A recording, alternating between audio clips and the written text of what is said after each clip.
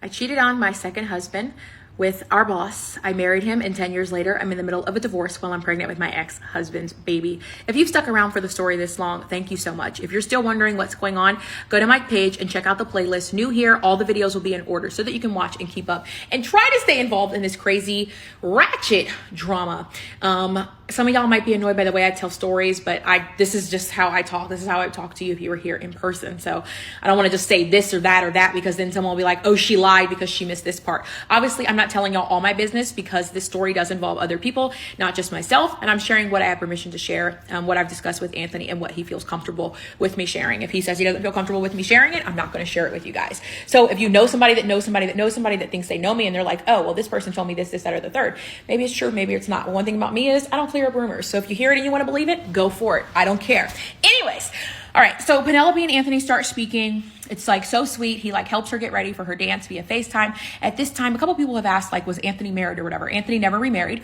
All of his girlfriends and people that, he hooked up with or whatever knew that he was in love with me, knew that he was never going to marry them. They would go cry to his mom, like, why won't he marry me? And they're like, he's never going to marry you. Like, he told you that from the beginning. You knew that. The girlfriend that he had at the time, when him and I started talking again, actually, like, they got together over talking about me. Like, he's at a bar crying about me. And she knew all about me. So she got really upset when she heard that Penelope was like back in his life and started making some comments like about, well, don't spend any money on her. Don't do this or don't do that. And would start cussing and screaming at him like while he was on the phone FaceTiming Penelope. And I was like, yo, when I dropped Penelope off at school one day, she would talk to her dad like all the way on the way to school. This is like day 2 of them talking. And I was like, hey, you and I need to have a conversation once we drop Penny off. Like, I don't want to have the conversation in front of her. So we drop her off, him and I start talking, and I'm just like, hey, I don't know what's going on with your girl. But here's a couple of things.